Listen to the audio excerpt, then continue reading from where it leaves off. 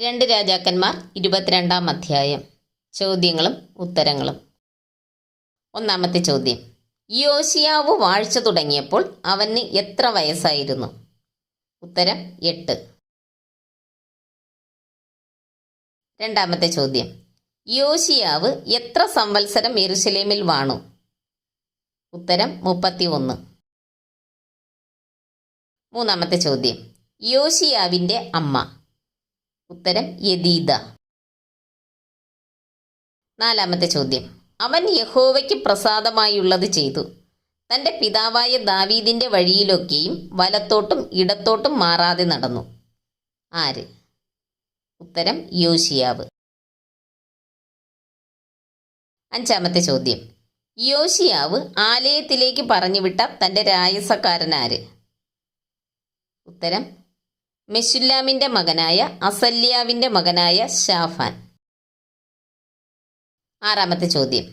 ദ്രവ്യം കയ്യേറ്റു വാങ്ങിയവരോട് കണക്ക് ചോദിക്കേണ്ട, അവർ വിശ്വാസത്തിന്മേലല്ലോ പ്രവർത്തിക്കുന്നത്. ആര് ആരോട് പറഞ്ഞു? ഉത്തരം യോശിയാവ് ശാഫാനോട്.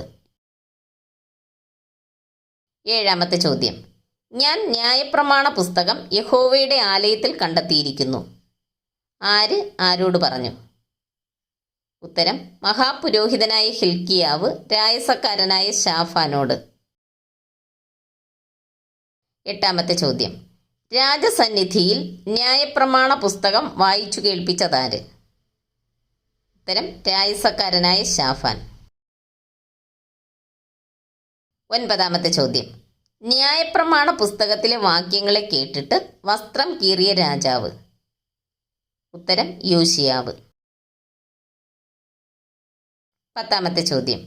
യോശിയാവിൻ്റെ രാജവസ്ത്ര വിചാരകനായ ശല്ലൂമിൻ്റെ ഭാര്യ? ഉത്തരം ഹുൽദ പ്രവാചകി. 11ാമത്തെ ചോദ്യം. യെരുശലേമിൽ 2ാം ഭാഗത്ത് പാർത്തിരുന്ന പ്രവാചകി ആര്? ഉത്തരം ഹുൽദ. 12ാമത്തെ ചോദ്യം.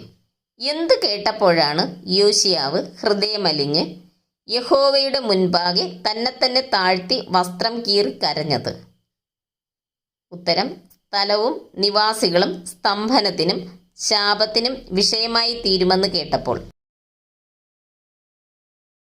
നന്ദി. ദൈവം നമ്മെ അനുഗ്രഹിക്കട്ടെ.